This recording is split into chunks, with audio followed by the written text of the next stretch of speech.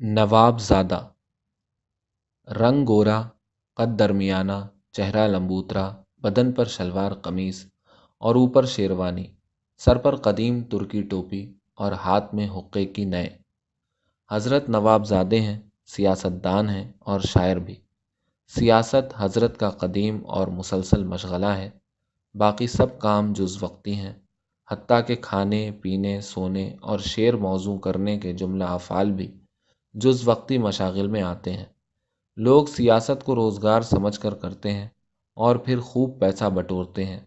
موصوف سیاست شطرنج کا کھیل سمجھ کر کرتے ہیں اور گھر کی دولت لٹا کر سیاست کا تماشا دیکھتے ہیں، اور پھر دعوت عام بھی کرتے ہیں کہ اب فقط چند عاموں کے باغ ہی تو بچے ہیں، باقی سب کچھ تو سیاست کی نظر کر چکے۔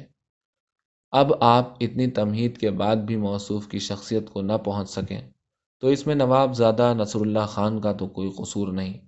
نواب زادہ خان گڑھ ضلع مظفر گڑھ میں اپنے والد کے گھر تولد ہوئے اور منہ میں سونے کا چمچہ لے کر ہوئے۔ جوان ہوئے تو منہ میں حقے کی نئے لے بیٹھے اور اب تک وہ نئے زندگی کی مستقل ہم سفر ہے۔ نہ نئے منہ سے نکلتی ہے نہ سیاست گھر کے آنگن سے۔ نصر اللہ خان سیاست یوں کھیلتے ہیں جیسے دیہات کے لڑکے بالے کبڈی کبڈی کھیلتے ہیں کہ صحت بھی بحال رہے اور وقت بھی ہنسی خوشی گزر جائے۔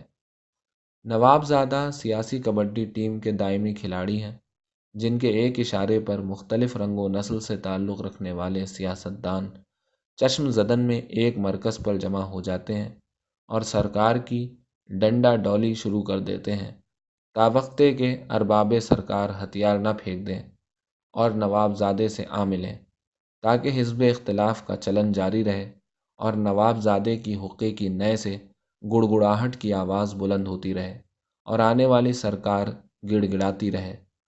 سیانے کہتے ہیں کہ نصر اللہ خان سیاستدان نہ ہوتے تو آج کے میر و غالب ضرور ہوتے اور ہم عصر شعراء کے پرزے اڑا رہے ہوتے۔ دراصل نصر اللہ خان عطیہ خداوندی ہیں، سو آپ اور ہم سب اس عطیے کو بصر و چشم قبول کرتے ہیں۔ مجھے معال سفر کا ملال کیوں کر ہو، کہ جب سفر ہی میرا فاصلوں کا دھوکہ تھا۔ فہمیدہ ریاض۔